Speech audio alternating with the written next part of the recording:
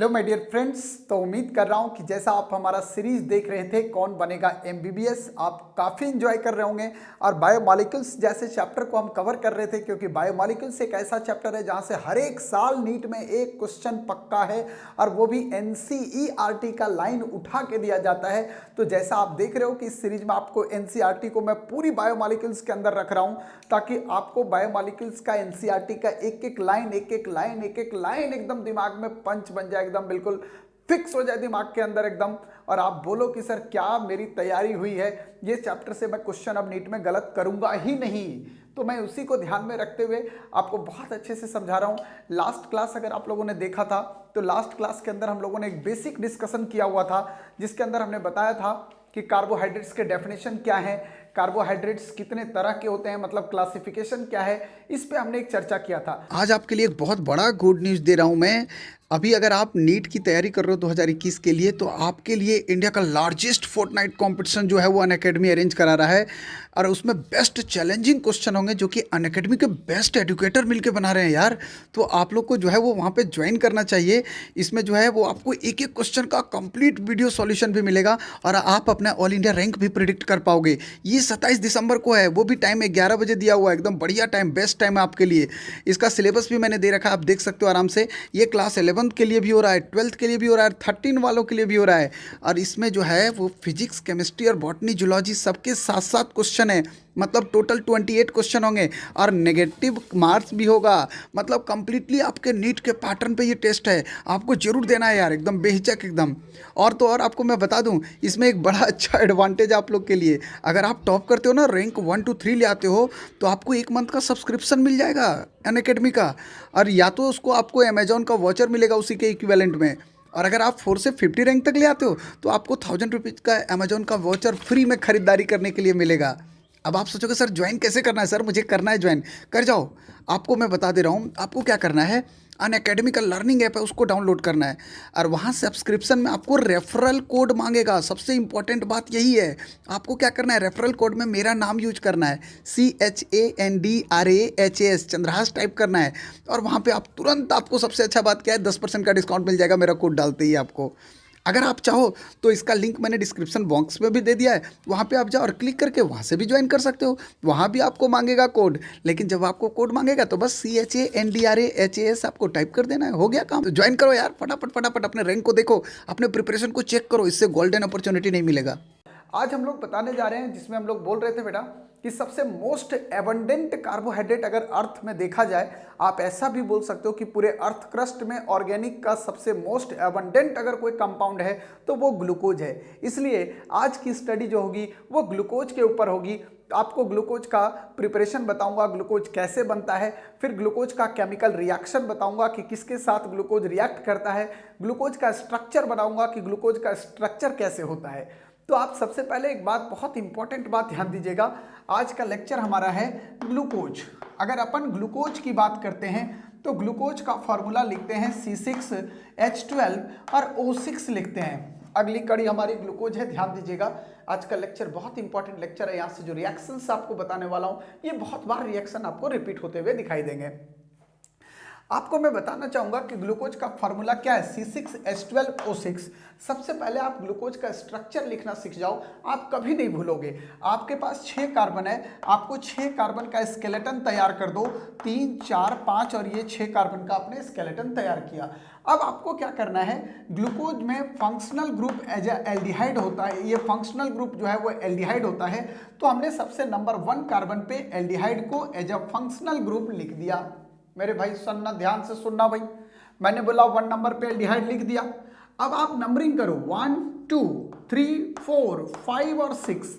आपको कुछ नहीं करना मेरे दोस्त, आपको यहाँ पे लिखना है सेकंड नंबर पे H और OH जोड़ना है, यहाँ पे थर्ड नंबर पे आपको OH और H जोड़ना है, फोर्थ नंबर पे आपको OH और H जोड़ना है, यहाँ पे आपको OH और H जोड़ना है, और फिफ्थ नंबर पे भी आपको OH और H और H जोड़ना है। तो बेसिकली हमारे पास जो कंडीशन आ रहा है वो इस तरह का आ रहा है तो आपके पास जो देखने को मिला वो थर्ड नंबर पे OH लेफ्ट हैंड मिलेगा, बाकी सब पे राइट हैंड मिलेगा। बस इतना ही ध्यान रखना है, बड़ा इजी तरीके से आप इसके स्ट्रक्चर को लर्न कर सकते हो। मैंने क्या बोला बेटा, मैंने बोला कि थर्ड नंबर पे OH ग्रुप कहाँ होगा मेरे दोस्त, लेफ्ट पे, और रिमेनिंग सब पे लाइट पे और राइट पे होगा। अब जरा गौर से देख यार, जरा गौर से देख, यहाँ पे कितने कार्बन का शुगर है, 6 कार्बन, और एल्डिहाइड है जब फंक्शनल ग्रुप है, तो on the basis of functional group मैंने बोला था कि शुगर को 2 पार्ट में डिवाइड करते हैं, अल्डो शुगर और कीटो शुगर। अब आप ही बता दो भाई, यहाँ फंक्शनल ग्रुप अगर एल्डिहाइड होगा तो ये अल्डो शुगर कहलाएगा या कीटो शुगर कहलाएगा। 100% आप बोलोगे कि सर मैं कॉन्फिडेंस के साथ बोल सकता हूं कि this sugar is an example of aldo sugar, और यहाँ 6 कार्बन है तो इसको बोलेंगे अल्डो हेक्सोजेज, मतलब ये एल्डो है, एल्डिहाइड है जब फंक्शनल ग्रुप, और हेक्स मतलब 6 कार्बन इसके पास है। दूसरी बात, अगर आप इसी को देखोगे तो अल्डो हेक्सोजेज का एक और नाम है, मतलब इसे अपन डेक्सट्रोज के नाम से भी जानते हैं। तो ग्लूकोज का दूसरा नाम डेक्सट्रोज है। आपको ऑब्जेक्टिव क्वेश्चंस में आपको दे देगा कि भाई बता दो ग्लूकोज का सेकंड नाम क्या है, तो इसका नाम है डेक्सट्रोज। पहली बात तो ये है। अब है कि ग्लूकोज बनाएंगे कैसे सर, कैसे इसका प्रिपरेशन होगा, मैं आपको ये बता रहा हूं। अगर अपन इसके प्रिपरेशन की बात करें तो ग्लूकोज का प्रिपरेशन कैसे करते हैं, सबसे फर्स्ट प्रिपरेशन लिख रहा हूं, सुक्रोज से आपको बनाना है। ये लिख रहा हूं, सुक्रोज से आपको बनाना है ग्लूकोज। सुक्रोज का फॉर्मूला होता है C12H22 और O11, इसको अपन लिखते हैं सुक्रोज। सुक्रोज से प्रिपेयर करना है किसको, ग्लूकोज को। आपको कुछ नहीं करना है मेरे दोस्त, आपको क्या सुक्रोज का नाम पता है ना, सुक्रोज का नाम आपको पता होगा। सुक्रोज को अपन देसी भाषा में केन शुगर बोलते हैं, केन शुगर। ये केन शुगर है जिसका फॉर्मूला आप देख रहे हो C12H22O11। अब ये आपके पास सुक्रोज है, आपको कुछ करना नहीं है, ये C12H22O11 को उठा के पानी में डाल देना है, और वो भी एसिडिक मीडियम में। या तो आप डाइल्यूट HCl ले लो या तो आप डाइल्यूट H2SO4 ले लो। ये डाइल्यूट HCl या लिख रहा हूं डाइल्यूट H2SO4 ले लो। जैसे आप इसको पानी के अंदर फेंकोगे आपको क्या दिखेगा, जरा सुन लो ध्यान से। जैसे आप पानी के अंदर सुक्रोज को फेंकोगे आपको यहां से दिखेगा ये ग्लूकोज, और प्लस दूसरा मॉलिक्यूल आपको दिखेगा फ्रक्टोज। अब मेरे भाई एक बात सुनो ध्यान से, आपको मैंने बताया था अगर याद होगा, ये ग्लूकोज है और ये फ्रक्टोज है। यहीं से कॉन्सेप्ट क्लियर होगा, यहीं से कॉन्सेप्ट क्लियर होगा, जरा सुनना। ग्लूकोज मतलब C6H12O6 बन रहा है। फ्रक्टोज का भी फॉर्मूला सेम था, बताया था C6H12O6। इसका मतलब ये हुआ कि ये दोनों, ये भी मोनोसेकेराइड्स हैं, बताया था कल, ये भी मोनोसेकेराइड्स हैं। तो भैया इस कंपाउंड के हाइड्रोलाइसिस से अगर 2 मोनोसेकेराइड्स बन रहे हैं तो ये कंफर्म बताता है कि गिवन कंपाउंड जो है वो डाइसेकेराइड्स है, क्योंकि डाइसेकेराइड्स वो कंपाउंड थे जिनको पानी में हाइड्रोलाइज्ड करने पे 2 यूनिट ऑफ मोनोसेकेराइड दे। ठीक है ना, बोल रहा हूं अगर किसी कंपाउंड को हाइड्रोलाइज्ड करने पे अगर वो 2 यूनिट ऑफ मोनोसेकेराइड रिलीज करता है तो ऐसे कंपाउंड को बोलेंगे डाइसेकेराइड्स। तो basically sucrose is an example of disaccharides. बड़ा सिंपल बात। दूसरा क्या बता रहा हूं, देखो अगर आप स्टार्च की बात करते हो, सुनना ध्यान से बेटा, बड़ा सिंपल तरीका है, लिख रहा हूं कि अगर आप स्टार्च की बात करते हो तो जैसे आप यहाँ क्या देखें कि सुक्रोज का हाइड्रोलाइसिस हुआ, तो सुक्रोज के हाइड्रोलाइसिस से क्या बना, ग्लूकोज और फ्रक्टोज बना, मतलब डिफरेंट यूनिट बन रहा है मोनोसेकेराइड का। बट अगर आप स्टार्च लोगे और स्टार्च का हाइड्रोलाइसिस कर दो एसिडिक मीडियम में, तो ये ग्लूकोज का फॉर्मेशन करेगा, N मॉलिक्यूल ऑफ ग्लूकोज।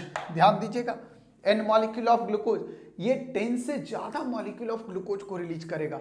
और अगर 10 से ज्यादा मॉलिक्यूल अगर हाइड्रोलाइसिस के बाद दे रहा है, इसका मतलब कंफर्म हो गया कि जो स्टार्च है वो पॉलीसेकेराइड है, क्योंकि कल बोला था कि पॉलीसेकेराइड्स वो कंपाउंड होंगे जिनके हाइड्रोलाइसिस से आप more than 10 unit of monosaccharides प्राप्त करोगे। बोलो बात क्लियर है।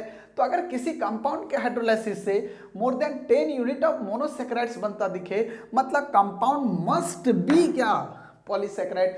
सो स्टार्च पॉलीसेकेराइड है। तो आप बोल सकते हो कि सर ग्लूकोज का प्रिपरेशन डाइसेकेराइड या पॉलीसेकेराइड के हाइड्रोलाइसिस से होता है। इतना बात क्लियर हो जाना चाहिए। अब आते हैं इसके स्ट्रक्चर को। जब ग्लूकोज का फॉर्मूला पता चला, मैं लिख रहा हूं स्ट्रक्चर ऑफ ग्लूकोज, जरा समझना बेटे। जब ग्लूकोज का फॉर्मूला पता चला कि C6H12O6 इसका फॉर्मूला है, तब इसके स्ट्रक्चर की स्टडी होना शुरू हुआ कि बेसिकली इसके स्ट्रक्चर में कौन कौन से ग्रुप प्रेजेंट हैं और कितने प्रेजेंट हैं। इसका कंफर्मेटरी टेस्ट शुरू हुआ। और कंफर्मेटरी टेस्ट कैसे किया गया जरा देखो। सबसे पहला काम क्या हुआ कि जो ग्लूकोज हमारे पास था, ये ग्लूकोज है, मैंने आपको क्या बोला कि 6 कार्बन का स्केलेटन बना दो, 3 4 5 और 1 6। इधर लिखो 2 नंबर पे OH और H, 3rd नंबर पे OH को लिखना है लेफ्ट, रिमेनिंग सब पे लिखना है राइट। बस इतना ही काम आपको करना है। ये लेफ्ट और रिमेनिंग सब पे आपको लिखना है कहाँ पे, राइट पे लिखना है। तो बेसिकली क्या है, अगर आप इसका प्रोलॉन्ग हीटिंग कर दो, लिख रहा हूं कि प्रोलॉन्ग हीटिंग कर रहे हैं इसको, और इन प्रेजेंस ऑफ HI अगर इसको हिट करते हैं, तो बेसिकली ये कंपाउंड जो है वो स्ट्रेट चेन 6 कार्बन का बनाता है। और 6 कार्बन का अगर स्ट्रेट चेन बनाता है कंपाउंड, तो 100% ये कहलाएगा एन-हेक्सेन। ये 6 कार्बन है ना, 6 कार्बन कहलाएगा एन-हेक्सेन। जब देखा गया कि ग्लूकोज को प्रोलॉन्ग हीटिंग करने से एन-हेक्सेन बन रहा है, तो लोगों के दिमाग में एक कंफर्मेशन मिला कि इसका मतलब 6 के 6 कार्बन जो ग्लूकोज में हैं वो लगातार एक दूसरे से कनेक्टेड हैं। इसीलिए जो कंपाउंड यहाँ बन रहा है वो लगातार उसमें कार्बन कनेक्शन मिल रहा है। बात दिख रहा है ना। तो यहां से क्या कंफर्मेशन मिला कि सारे कार्बन जो है वो एक दूसरे के साथ क्या है, कनेक्ट हैं। मतलब ऐसा बोल सकते हो कि इसने सजेस्ट, यहां से क्या मिला सजेशन कि जो 6 कार्बन एटम होंगे, 6 carbon atom are linked, are क्या लिख रहा हूं, linked in a straight chain. तब यहां पे पता चला कि 6 कार्बन एटम जो है वो स्ट्रेट चेन में लिंक है ग्लूकोज के स्ट्रक्चर के अंदर। अब जरा ध्यान दो कैसे कैसे ग्लूकोज के स्ट्रक्चर को प्रिडिक्ट किया गया, ऐसा किन किन चीजों के साथ रिएक्ट किया गया कि इनमें पता चला कि इसमें भैया 5 OH है। कैसे पता चला कि इसमें aldehyde as a functional group है। कैसे पता चला कि इसके 5 कार्बन कंटिन्यूअसली जो है वो अटैच्ड है। मैं इसी चीज को बता रहा हूं कि इसका स्ट्रक्चर फाइनली फिर कैसे फिशर ने डिसाइड किया। फिशर एक साइंटिस्ट थे जिसने फाइनली इनके स्ट्रक्चर को जाके, ये जो स्ट्रक्चर आप देख रहे हैं, इसको डिसाइड किया गया। दूसरा कंपाउंड क्या है देखो, दूसरा क्या है, मतलब ये C6H12O6 है। अभी तक पता नहीं था लोगों को कि इसका फाइनली स्ट्रक्चर कैसा होगा, तो इन्होंने क्या किया, इसको प्रोलॉन्ग हीटिंग कराया HI के साथ। जैसे HI के साथ हीट किया, ये एन-हेक्सेन का फॉर्मेशन हुआ।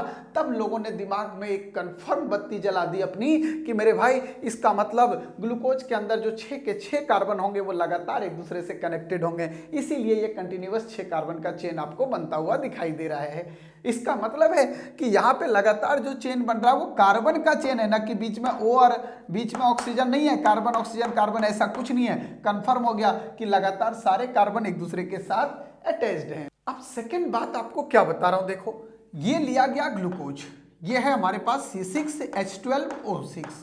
इसका रिएक्शन क्या किया, हाइड्रोक्सिल अमीन के साथ कराया। ये आपके पास है NH3 लिखते हो आप, H को हटा के OH लिख दो, ये अमोनिया का डेरिवेटिव्स है। अब बेटा याद करो, अमोनिया का डेरिवेटिव्स मैंने पढ़ाया था जब आपको एल्डिहाइड और कीटोन चैप्टर पढ़ाया था कि अगर अमोनिया का डेरिवेटिव्स दिखे तो आपको पानी निकाल देना है। मतलब यहाँ पे बेसिकली क्या दिखा, ग्लूकोज था ये, मतलब इस तरह का कंडीशन था, ये CH और ये COH और H, COH और H, COH और H, COH, H और COH, H और H। मेरे दोस्त जरा ध्यान दो, इसका रिएक्शन किसके साथ कराया गया, हाइड्रोक्सिल अमीन के साथ कराया गया। जब हाइड्रोक्सिल अमीन के साथ करेंगे तो ये अमोनिया का डेरिवेटिव्स है, और अमोनिया का डेरिवेटिव्स का काम है पानी को निकाल देना। भाई जरा मजेदार तरीके से सुनना, अगर पानी को निकाल दिया तो ये बना कंपाउंड क्या, C और डबल बॉन्ड, और ये N है, इसके साथ OH जुड़ गया। बाकी यहाँ पे COHH आया, यहाँ पे COHH आया, यहाँ पे COHH आया, यहाँ पे COHH आया, COHH आया, इस तरह का कंपाउंड बना। इसको बोला जाता है ऑक्जाइम। इसके बाद एक और बात बता रहा हूं, एक और काम किया गया। क्या किया गया सर, एक और काम, इसी ग्लूकोज को, इस ग्लूकोज को क्या किया, ये जो ग्लूकोज दिख रहा है ना बेटा, 1 2 3 4 5 6 आपको लगा देना है OHH, थर्ड नंबर पे लेफ्ट हैंड और रिमेनिंग पे राइट हैंड। अगर आप मेरी बात समझ पा रहे होंगे तो जिंदगी में भूलने का कोई चांस नहीं बनेगा, आप 12th के बाद भी मुझे याद आते रहोगे। भैया जरा सुन लो ध्यान से, सुन लो ध्यान से। इसका रिएक्शन क्या किया, HCN के साथ कराया, हाइड्रोजन साइनाइड के साथ करा दिया। हुआ क्या, जब ग्लूकोज को HCN से रिएक्ट कराया तो यहां पे देखा क्या कि एक कंपाउंड बन रहा है साइनोहाइड्रीन। क्या बन रहा है, साइनोहाइड्रीन। अब बेटे याद करो यार, एल्डिहाइड कीटोन में साइनोहाइड्रीन का जो फॉर्मेशन होता था वो एग्जैक्टली न्यूक्लियोफिलिक एडिशन रिएक्शन के थ्रू होता है, और nucleophilic addition reaction carbonyl compound की प्रॉपर्टी होती है। एल्डिहाइड और कीटोन का कैरेक्टरिस्टिक्स रिएक्शन होता है न्यूक्लियोफिलिक एडिशन रिएक्शन। तब जाके कंफर्म हो गया कि इस ग्लूकोज मॉलिक्यूल के अंदर जो है वो CO ग्रुप प्रेजेंट है, एल्डिहाइडिक और कीटोनिक मतलब कार्बोनिल ग्रुप इसमें प्रेजेंट है। तो यहां पे जब HCN से रिएक्ट कराया तो कार्बन ऑक्सीजन में ऑक्सीजन मोर इलेक्ट्रोनेगेटिव, इस पे चार्ज नेगेटिव और इस पे पॉजिटिव होगा। ये H प्लस और CN माइनस, ये भैया प्लस चला माइनस के साथ, माइनस चला प्लस के साथ, तो बना क्या, C बना। और C के साथ क्या है, H है, और C के साथ क्या है, O है, और यहाँ H जुड़ गया, और इसी C प्लस के साथ क्या है, CN है। यहाँ पे देखो एक ही कार्बन पे हाइड्रोक्सिल और साइनोहाइड्रीन कहलाएगा, और बाकी के 2 3 4 5 और ये 6 कार्बन हैं, सब वैसे ही लगा दो बेटा जैसे आपको नीचे लगा हुआ दिख रहा है। बड़ा सिंपल तरीका। तो जैसे साइनोहाइड्रीन बना, जैसे ऑक्जाइम का फॉर्मेशन हुआ, कंफर्म हो गया लोगों को कि भाई ये साइनोहाइड्रीन का फॉर्मेशन और ऑक्जाइम का फॉर्मेशन का मैकेनिज्म तो एल्डिहाइड कीटोन में पढ़ा हुआ था कि एल्डिहाइड कीटोन के अकॉर्डिंग ये जो फॉर्मेशन हो रहा था वो किसके लिए हो रहा था, ये जो फॉर्मेशन देख रहे थे आप ऑक्जाइम और साइनोहाइड्रीन का, वो किस मैकेनिज्म के थ्रू हो रहा था, न्यूक्लियोफिलिक एडिशन रिएक्शन। और भैया न्यूक्लियोफिलिक एडिशन रिएक्शन किसका कैरेक्टरिस्टिक्स रिएक्शन होता है, कौन सो करता है न्यूक्लियोफिलिक एडिशन रिएक्शन, एल्डिहाइड और कीटोन, मतलब जिसके पास CO ग्रुप होगा। तो कंफर्म हो गया कि ये जो ग्लूकोज का फॉर्मूला है इसमें भैया CO ग्रुप तो है ही है, इस CO ग्रुप को कंफर्म कर दिया इस रिएक्शन ने। तो मेरे भाई देखो ना आप यार स्ट्रक्चर कैसे सोचा गया, जरा देखो। सबसे पहले क्या कंफर्म किया, सबसे पहले ये कंफर्म किया गया कि भैया सारे कार्बन एक दूसरे के साथ अटैच हैं। ऐसा नहीं कि एक कार्बन एक ऑक्सीजन, एक कार्बन एक कार्बन एक ऑक्सीजन, ऐसा नहीं है, सारे कार्बन अटैच है। पहले तो पहला HI के साथ रिएक्ट करके ये पता किया गया। दूसरा क्या हुआ कि केमिकल डाला गया, हाइड्रोक्सिलामीन HCN के साथ रिएक्ट कराया गया। देखा भैया कि यहाँ साइनोहाइड्रीन भी बन रहा है, देखा भैया यहाँ ऑक्जाइम भी बन रहा है। तो बोला यार अगर साइनोहाइड्रीन और ऑक्जाइम बन रहा है इसका मतलब लोगों के दिमाग में एक बात आई कि साइनोहाइड्रीन का तो फॉर्मेशन एल्डिहाइड कीटोन में न्यूक्लियोफिलिक एडिशन रिएक्शन के थ्रू हो रहा था, इसका मतलब यहाँ भी न्यूक्लियोफिलिक एडिशन रिएक्शन हो रहा है। और न्यूक्लियोफिलिक एडिशन रिएक्शन कौन सो करता है, एल्डिहाइड और कीटोन करता है। तो कंफर्म हो गया लोगों को कि इसका मतलब कि इस फॉर्मूले के अंदर या तो एल्डिहाइडिक ग्रुप है या कीटोनिक ग्रुप है। इतना कंफर्म हो गया, मतलब CO है, या तो क्या बोल रहा हूं एल्डिहाइड है, या तो एल्डिहाइड है या कीटोन है। अभी कंफर्म नहीं है कि एल्डिहाइड या कीटोन, ये पता चल गया कि एल्डिहाइड या कीटोन, अभी नहीं कह सकते कि इसमें केवल एल्डिहाइड होगा या केवल कीटोन होगा। पहले ये लोगों को पता लगाना था। तो सबसे पहले पता लगाया कि 6 कार्बन आपस में जुड़े। दूसरा पता है कि भैया इस कंपाउंड के अंदर या तो एल्डिहाइड ग्रुप है या तो कीटोन ग्रुप है। अब आई कंफर्मेशन की बारी कि चलो भैया चेक करते हैं एग्जैक्टली एल्डिहाइड है या कीटोन है। तो मेरे दोस्त सबसे पहला काम क्या किया कि जो हमारे पास C6H12O6 था उसमें हमने क्या किया, हीट किया, और हीट करने के बाद सबसे पहले कंफर्म किया कि भैया 6 के 6 कार्बन कंटिन्यूअसली एक दूसरे के साथ जुड़े हुए हैं। इसके बाद हमने क्या किया भैया, इसमें NH2OH डाला या इसमें साथ HCN रिएक्ट कराया, तब देखा भैया कि ये ऑक्जाइम बना रहे हैं, और दूसरा क्या मैंने बोला साइनोहाइड्रीन बना रहे हैं, ये साइनोहाइड्रीन बना रहे हैं। तब यहाँ से कंफर्म हुआ कि भैया ये ऑक्जाइम और साइनोहाइड्रीन बनते थे न्यूक्लियोफिलिक एडिशन रिएक्शन के थ्रू, और न्यूक्लियोफिलिक एडिशन रिएक्शन तो कार्बोनिल ग्रुप का कैरेक्टरिस्टिक्स रिएक्शन था, मतलब एल्डिहाइड और कीटोन का कैरेक्टरिस्टिक्स रिएक्शन था। तो यहाँ जाके कंफर्म हो गया कि इस कंपाउंड के अंदर या तो एल्डिहाइड है या तो कीटोन है। अब आई बारी सोचने की, भाई एल्डिहाइड या कीटोन एक तक, ये दोनों नहीं, आप ये परफेक्ट बताओ कि भैया उसमें एल्डिहाइड है या नहीं है, उसमें कीटोन है या नहीं है। अब क्या किया गया, अब ये जो आपके पास कंपाउंड दिया गया था C6H12O6, इसको माइल्ड ऑक्सीडाइजिंग एजेंट में डाला गया। ये लिख रहा हूं माइल्ड ऑक्सीडाइजिंग एजेंट के अंदर इसको डाला गया। जब भैया माइल्ड ऑक्सीडाइजिंग एजेंट में डाला तो देखा क्या बेसिकली कंडीशन कि ये कन्वर्ट हो जा रहे हैं, यहां ग्लूकोनिक एसिड बना रहे हैं, ग्लूकोनिक एसिड बना रहे हैं। मेरे भाई ध्यान दो, ग्लूकोनिक एसिड COOH 1 2 3 4 5 और ये 6, यहाँ पे OHH OHH और बाकी इधर सब सेम बेटा जैसे लिखते हैं। अगर ग्लूकोनिक एसिड बना तो यहाँ पे लोगों को एक बात और दिमाग में आई कि भाई अगर कीटोन का हम ऑक्सीडेशन कराते तो कीटोन तो जो है वो माइल्ड ऑक्सीडाइजिंग एजेंट में तो ऑक्सीडेशन करेगा नहीं, क्योंकि कीटोन का ऑक्सीडेशन होता है एलिवेटेड टेम्परेचर पे in presence of strong oxidising agent. और जब भी कीटोन का ऑक्सीडेशन करते हैं तो भैया आपको पता होगा कि मिक्सचर ऑफ एसिड बनता दिखता है, जैसे मैंने कीटोन में कराया था cleavage between C1 C2 C1 C3। तो जब भी कीटोन का ऑक्सीडेशन करते हैं तो ड्रास्टिक कंडीशन में होता है, मतलब अंडर, क्या लिख रहा हूं, under high temperature elevated temperature और in presence of strong oxidising agent. But यहां पे देखा कि माइल्ड ऑक्सीडाइजिंग भी ऑक्सीडाइज करके एसिड बना रहा है, इसका मतलब और मिक्सचर ऑफ एसिड तो मिल ही नहीं रहा है। अगर मिक्सचर ऑफ एसिड ऑक्सीडेशन के बाद नहीं मिल रहा है मतलब कंफर्म हो गया ये बात कि भैया यहाँ पे कीटोन फंक्शनल ग्रुप नहीं है, यहाँ पे जो फंक्शनल ग्रुप है वो एल्डिहाइड है। ये बात यहाँ तक कंफर्म कर दिया गया।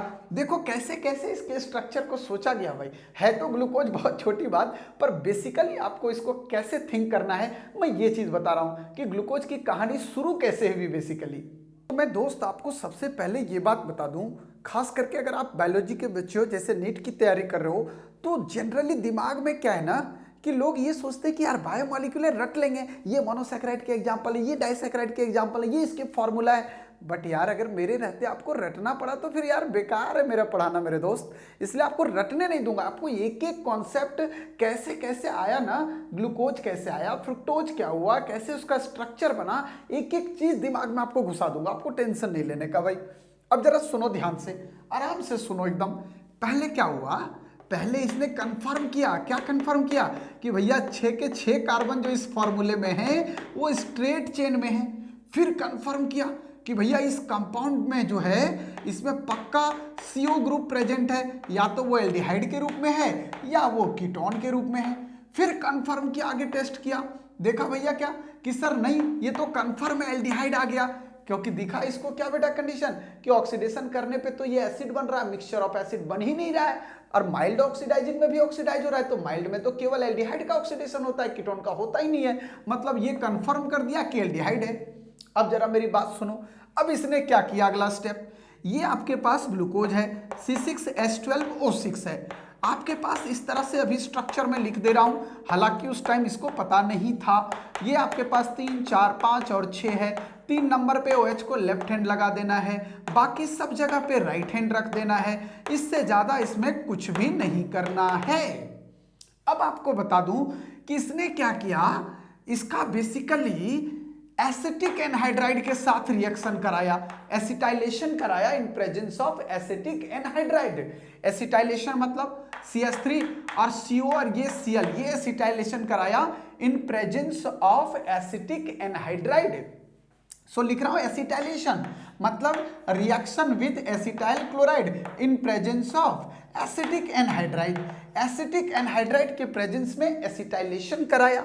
तो मेरे भाई क्या दिखा यहाँ पे, क्या दिखा यहाँ पे कि इस तरह से यहाँ से जो है वो क्या निकला, HCl निकला। अब देखो ध्यान से, इधर ये नेगेटिव ये पॉजिटिव दिख रहा है, यहाँ पे देखना, यहाँ से HCl निकला और यहाँ पे आपके पास जुड़ा क्या, जरा देखो ध्यान से, ये COCH3 जुड़ गया यहाँ पे। तो ये इस तरह का कंपाउंड आपके पास जो बनता दिख रहा था वो था आपके पास CHO था और यहाँ पे CH था और यहाँ पे O के साथ COCH3 बनता हुआ दिख रहा था। ऐसे ये कंडीशन 2 3 4 और ये 5 इस तरह से आपके पास जो दिखा उसमें यहाँ भी दिखा कि O और COCH3 बन रहा है, यहां भी दिख रहा था, इधर एग्जैक्टली बन रहा था ये कंडीशन, क्योंकि थर्ड नंबर पे आपका OH इधर था। तो यहां पे देखा कि O और ये CO और ये CH3 बन रहा है इन प्रेजेंस ऑफ, क्या लिख रहा हूं, एसिटिक एनहाइड्राइड। यहां भी देखा कि O और यहां पे CO और ये CH3 बन रहा है। यहां भी देखा कि O CO और ये CH3 बन रहा है। यहां भी देखा कि ये O ये CO और ये CH3 बन रहा है। मतलब इस तरह से 1 2 3 4 5 दिख रहा था, मतलब पेंटा एसीटेट का फॉर्मेशन होता हुआ यहां दिख रहा था। ये पेंटा एसीटेट का फॉर्मेशन होता हुआ दिख रहा था। यहां से कंफर्मेशन क्या मिला, ये कंफर्मेशन मिला कि भाई यहां से इस Cl को अगर H मिल रहा है तो ये वाला तो H मिलेगा नहीं, एल्डिहाइड वाला। इसका मतलब कंफर्म हुआ कि कोई ना कोई एसिडिक हाइड्रोजन है जो बहुत इजीली रिमूव हो पा रहा है। और वो एसिडिक हाइड्रोजन किसको बोलते हैं, जो डायरेक्टली फोन से जुड़े हों। फोन मतलब फ्लोरीन, ऑक्सीजन या नाइट्रोजन से अगर हाइड्रोजन जुड़ा है तो वो एसिडिक हाइड्रोजन है जो कि इजीली रिप्लेसेबल होता है। तब यहां से कंफर्म हो गया कि भैया अगर हाइड्रोजन इजीली इससे जुड़ा हुआ है, यहां पे हाइड्रोजन अगर ऑक्सीजन से जुड़ा है तभी ये हाइड्रोजन इसके साथ निकल पा रहा है, HCl निकल रहा है ये। और अगर हाइड्रोजन OH के साथ जुड़ा हुआ है, अगर हाइड्रोजन ऑक्सीजन के साथ डायरेक्टली जुड़ा हुआ है तो ये ग्रुप बन रहा है OH। और टोटल पेंटा एसीटेट कितने, टोटल एसीटेट कितने जुड़ पा रहे थे, 5 जुड़ रहे थे। मतलब टोटल पेंटा एसीटेट जो बना इसमें, सुनना टोटल बोल रहा हूं कि कितना यहां पे जो है, यहां पे देखा गया कि टोटल भैया HCl जो निकला वो 5 जुड़ा और जो कंपाउंड बना वो पेंटा एसीटेट बना। मतलब जब हमने इस कंपाउंड के अंदर एसिटाइलेशन कराया in presence of anhydride, acetic anhydride के प्रेजेंस में जब हमने एसिटाइलेशन कराया तो हमने देखा कि ये पेंटा एसीटेट बन रहा है और 5 मोल ऑफ HCl निकल रहा है। अगर 5 मोल ऑफ HCl निकला तो इतना कंफर्म आया कि इसमें 5 हाइड्रोजन होंगे जो एसिडिक होंगे। और एसिडिक हाइड्रोजन किससे जुड़े होंगे बेटा, ऑक्सीजन से या इससे, पर ये दोनों तो इसमें है ही नहीं फॉर्मूला में। मतलब निश्चित तौर पे हाइड्रोजन जो है वो किससे जुड़ा होगा, ऑक्सीजन से जुड़ा होगा। और अगर ऑक्सीजन से जुड़ा होगा तो मतलब कंफर्म हो गया कि इसमें OH ग्रुप है। और टोटल कितने हाइड्रोजन निकलते दिख रहे थे, 5 हाइड्रोजन HCl के रूप में। इसका मतलब इसमें 5 OH ग्रुप है। तो ये भी कंफर्म हो गया कि ये जो कंपाउंड है इसमें 5 OH ग्रुप प्रेजेंट है। तो इस तरह से पता चला कि इसमें क्या है, जरा सुनो।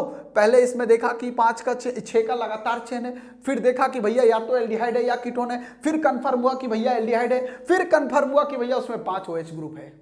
इतना बात समझ में आ गया होगा। अब यहां पे कंफर्मेशन मिल चुका है कि यहां पे OH ग्रुप प्रेजेंट है। अब जरा देखो ध्यान से, मैं क्या बोल रहा हूं जरा सुनो ध्यान से। अब क्या किया, एक एक चीज जरा सुन लो भाई। पहला स्टेप बोल दूं क्या, पहला स्टेप क्या किया, ये जो हमारे पास ग्लूकोज था ना C6H12O6, इसका HI के साथ प्रोलॉन्ग हीटिंग किया। दूसरे स्टेप में क्या किया मेरे भाई, इसका हाइड्रोक्सिल एमीन या HCN के साथ रिएक्ट करके ये कंफर्म किया। फिर इसका क्या किया, माइल्ड ऑक्सीडाइजिंग एजेंट लिया और ये कंफर्म हो गया भाई ये नहीं है, ये कंफर्म कर दिया। फिर बेटा इसका क्या किया, एसिटाइलेशन कर दिया इन presence of acetic anhydride. Acetic anhydride के साथ जो है वो एसिटाइलेशन करने के बाद जो है कंफर्म हुआ कि भैया 5 OH ग्रुप प्रेजेंट है। अभी भी तसल्ली नहीं था, अभी भी तसल्ली नहीं था। ये काम करने वाला कोई और नहीं था, फिशर था जो इस पे वर्क कर रहा था। फिशर को अभी भी तसल्ली नहीं मिली। बोला भैया जब तक मैं पूरी स्ट्रक्चर ना निकाल दूं तब तक चाहे तो ग्लूकोज रहेगा चाहे मैं रहूंगा। सुनना ध्यान से, इसने क्या किया, एक और ऑक्सीडाइजिंग एजेंट यूज किया भैया। अब इसने ऑक्सीडाइजिंग एजेंट के रूप में नाइट्रिक एसिड को लिया। अरे मेरे भाई सुन लो, किसको लिया, नाइट्रिक एसिड HNO3 को लिया। अब देखा क्या, यहां देखा कि भाई ये जो ग्लूकोज है ना, ये जो ग्लूकोज है C6H12O6, अगर मैं इसको नाइट्रिक एसिड इसमें डालता हूं, ये है CHO, ये आपके पास 2 3 4 और ये 5 और ये 6 है मेरे भाई। यहाँ पे आपके पास OHH है, यहाँ पे OHH है, यहाँ पे आपके पास जो है वो OHH है, यहाँ पे OHH है, यहाँ पे OHH और H है। जरा सुनना, मेरी बात को ध्यान से समझना, मैं जो बोल रहा हूं।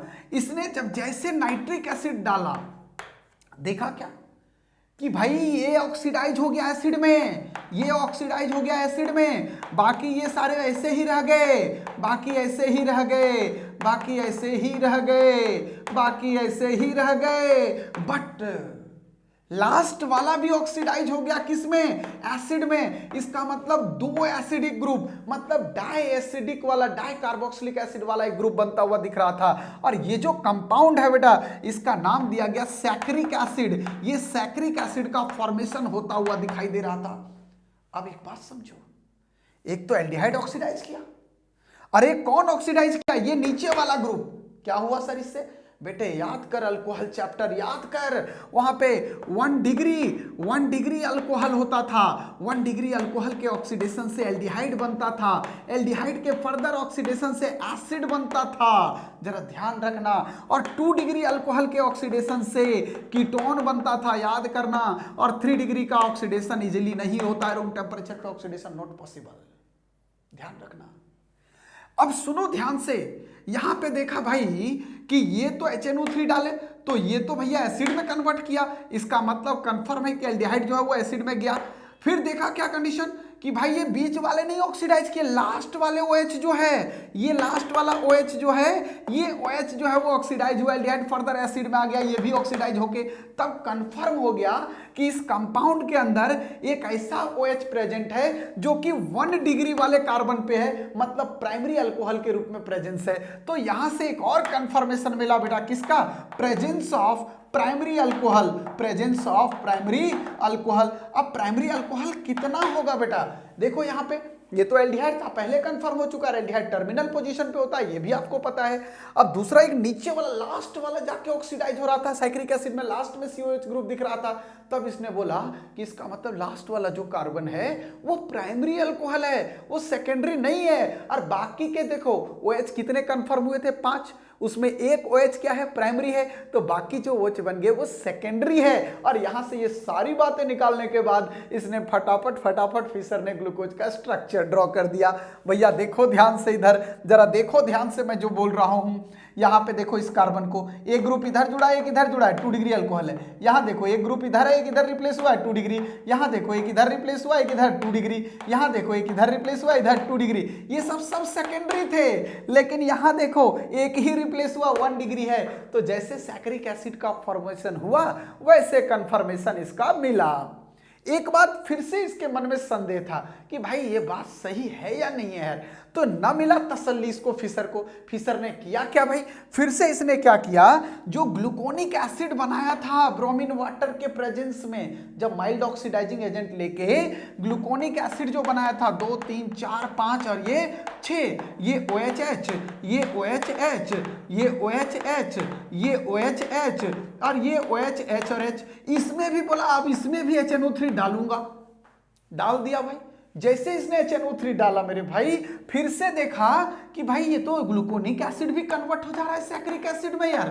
और अगर ग्लूकोनिक एसिड भी सैक्रिक में कन्वर्ट हो रहा है, इसका मतलब ये तो ऑक्सीडाइज पहले से था, मतलब ये नीचे वाला भी ऑक्सीडाइज होकर एसिड बन रहा है। इसका मतलब कंफर्म हो गया इसको कि ना भैया जो हमने यहां देखा था ना, ये क्लियर हो गया, एल्डिहाइड था पहले से ऑक्सीडाइज हो चुका है, अब अल्कोहल ही है जो ये यहाँ पे एसिड में बना है। और कौन सा अल्कोहल के कंप्लीट ऑक्सीडेशन से एसिड बन सकता है, 1 डिग्री। तो कंफर्मेशन हो गया कि भैया निश्चित तौर पे एक तो 1 डिग्री अल्कोहल ग्लूकोज के अंदर है ही है। और वहीं से फिशर हुआ खुश, बोला मैं मिशन पे हुआ कामयाब, मुझे जो स्ट्रक्चर चाहिए था कि किस तरह का स्ट्रक्चर डेवलप हो रहा होगा ग्लूकोज में, वो मेरे को मिल गया। वहां से उसको मिली मजबूती, खुश हुआ, हाँ बिल्कुल मोगेम्बो खुश हुआ एकदम कि भैया कैसा स्ट्रक्चर होगा। पहले क्या किया, पहले इसमें डाला, देखा 6 कार्बन कंटिन्यूअस, फिर इसमें ये डाला, देखा एल्डिहाइड या कीटोन है, फिर इसमें ब्रोमीन वाटर देखा, देखा एल्डिहाइड है, फिर इसमें एसिटिक एनहाइड्राइड डाला, देखा भैया 5 OH है, फिर इसमें नाइट्रिक एसिड देखा, तब पता चला ओ उस 5 OH में एक OH है जो कि प्राइमरी है क्योंकि ऑक्सीडाइज हो रहा है। तो इस तरह से जब सारी बातें क्लियर हो गई बेटा, तब इसने क्या किया, अब इसने स्ट्रक्चर ड्रॉ करने के ठाना कि भाई अब तो मैं पक्का इसका फिशर प्रोजेक्शन पे इसका स्ट्रक्चर मैं ड्रॉ करूंगा ही करूंगा।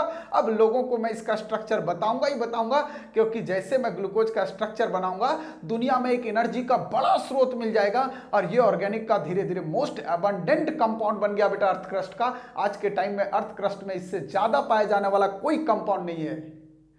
ऑर्गेनिक में सबसे ज्यादा पाए जाने वाला कंपाउंड, ऑर्गेनिक में सबसे ज्यादा पाए जाने वाला मोस्ट अबंडेंट ऑर्गेनिक कंपाउंड है बेटा ये। सारी बातों का कंफर्मेशन मिल चुका था, सारी बातों का कंफर्मेशन मिल चुका था। इसने बोला भाई फॉर्मूला पता है, फॉर्मूला पता है, मैं क्यों ना स्ट्रक्चर बना डालूं। बना डाला, बोला पहले 6 कार्बन लिख डाल, 6 कार्बन लिख डाल, बोर्ड पे बड़ा बड़ा 6 कार्बन लिख डाल। कंफर्म हो चुका था कि एल्डिहाइड है, और एल्डिहाइड हमेशा टर्मिनल फंक्शनल ग्रुप होता है। लगा दिया टर्मिनल पे, इसने लगा दिया टर्मिनल पे, समझना, टर्मिनल पे लगा दिया। दूसरा कंडीशन क्या देखा इसने, दूसरा क्या देखा भाई कि इसमें जो है वो निश्चित तौर पे 5 OH है भैया, 5 OH को लगाना शुरू किया। यहाँ पे ये 5 OH को लगाना शुरू किया, यहाँ पे ये OHH, इधर लगाया OHH, इधर लगाया OHH, इधर लगाया OHH, इधर लगाया OHH, और यहाँ पे ये H। अब दिमाग में एक बात आ रही होगी कि सर तीसरे नंबर कार्बन पे ही OH क्यों लगा लेफ्ट में। मेरे भाई आज आपका होमवर्क है, बहुत ज़्यादा मोबाइल देखते हो, बहुत ज़्यादा गूगल आप सर्च करते हो, आपको कमेंट बॉक्स में बताना है कि आखिर तीसरे नंबर कार्बन पे ही OH ग्रुप लेफ्ट में क्यों लगा। मैं उम्मीद कर रहा हूँ कि अगर आपका कॉन्सेप्ट बेहतरीन होगा तो आप इसके आंसर को ढूंढ पाओगे। अगर आप यूट्यूब के स्टूडेंट्स हो, मेरे से नहीं पढ़ते हो, तो मेरे भाई आपको मैं बोलूँगा आप अपने कंसर्निंग टीचर से पूछो सर ऐसा हुआ क्यों। इसमें घुस जाओ ग्लूकोज के अंदर, बहुत कुछ मिलेगा। अब यहां से जैसे स्ट्रक्चर बना, ये फिशर प्रोजेक्शन बनते ही खुश हुआ। इसको बोला जाता है स्पैटियल अरेंजमेंट ऑफ ग्लूकोज। ये कहलाएगा स्पैटियल अरेंजमेंट या स्पैटियल स्ट्रक्चर ऑफ ग्लूकोज, ठीक है ना, स्पैटियल अरेंजमेंट ऑफ ग्लूकोज। तो मैं उम्मीद कर रहा हूं कि कैसे कैसे ग्लूकोज का प्रिपरेशन हुआ, कैसे कैसे ग्लूकोज के स्ट्रक्चर का पता चला, ये सारी बातें इस वीडियो में बहुत अच्छे से मैं आपके तक पहुंचा पाया हूं। अगर आपको पसंद आया है तो आप लोग लाइक कीजिए और नीचे कमेंट करके बताइए कि सर डन, हमने अपना होमवर्क किया पूरा, और हमारे अगले वीडियो का इंतजार कीजिए। तब तक के लिए bye bye, take care, have a nice day. मैं उम्मीद करूंगा बेटे कि आप लोग मेरे साथ जल्दी अगले वीडियो में मुलाकात करेंगे।